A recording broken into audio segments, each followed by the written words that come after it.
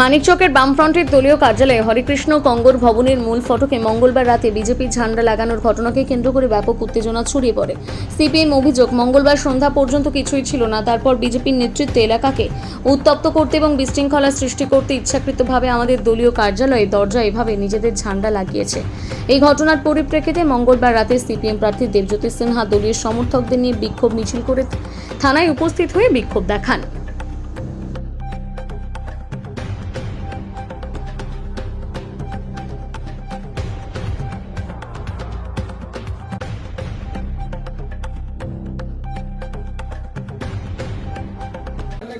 অমিত শাহ আমাদের দেশের কেন্দ্রীয় স্বরাষ্ট্রমন্ত্রী, তার সভা ছিল।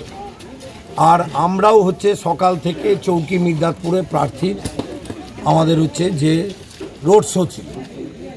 হঠাৎ করে সন্ধ্যা 6টায় আমাদের নেতৃত্ব প্রাক্তন প্রধান ক্ষুদিরাম মণ্ডল, আমাদের পার্টি এরিয়া কমিটির সদস্য, তিনি পার্টি অফিসে যখন কিছু কাজের জন্য আসেন, তালা মারা ছিল, অন্ধকার ছিল।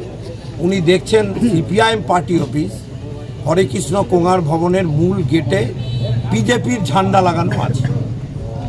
এবং এইটা যখন উনি দেখার পরে ছবি তুলে 6:38 তারপর উনি নেতৃত্বকে ফোন করছেন। হঠাৎ করে দুটো ছেলে মোটর সাইকেলে এসে ওই ঝান্ডাটা খুলে নিয়ে পালিয়ে যায়। ওখানে যেহেতু লোকজন জমায়েত হয়েছে, দেখেছে বিজেপির ঝান্ডা সিপিআইএম পার্টি অফিসে লাগানো। দেখার পর এই আতঙ্কটাতে যে তখন হয়তো বিজেপির নেতারা গিয়ে ওখানে খুলেছে। বিজেপির নেতাদের পা থেকে মাটিটা সরে যাচ্ছে।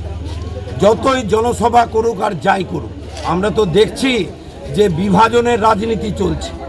একদিকে মুখ্যমন্ত্রী এনায়েতপুরে মিটিং করছে, আর কেন্দ্রের স্বরাষ্ট্রমন্ত্রী মথুরাপুরে মিটিং করছে। আমাদের কোনোদিন হয়নি। এখানে শাসক দল তৃণমূল আছে, শাসক দল কংগ্রেস ছিল, আমরাও 34 বছর গভর্নমেন্টে ছিলাম, কিন্তু কোনোদিন এই জিনিস হয়নি যে অন্যের পার্টি অফিসে গিয়ে ফটকে আমরা ঝান্ডা লাগাবো। আর রাতের অন্ধকারে আবার চোরের মতো ঝান্ডা খুলে পালাচ্ছে। ফলে এই বিজেপি পা থেকে মাটি সরছে বলে এই কাজগুলো করছে। কেন তারা বুঝেছে সুবোধ চৌধুরীর মাটি, অসীমা চৌধুরীর মাটি, কি জখিলাল মণ্ডলের মাটি, রামপ্রবেশ বাবুর মাটিতে বিভাজনের রাজনীতির কোনো ঠাঁই নাই। কি করলেন?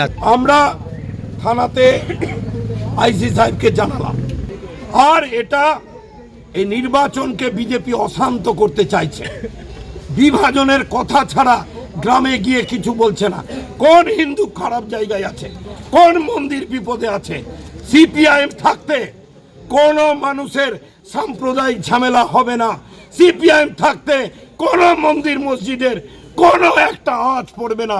সিপিআইএম এর কমরেডরা আগলে রাখবে, সম্প্রীতিকে রক্ষা করবে। কি বলে আইসি সাহেব জিডি করলে, প্রয়োজনীয় ব্যবস্থা নেওয়ার কথা বললে, উনি বলেছেন model code of conduct break করলে আপনি ইসিআইকে পর্যন্ত জানাতে পারেন।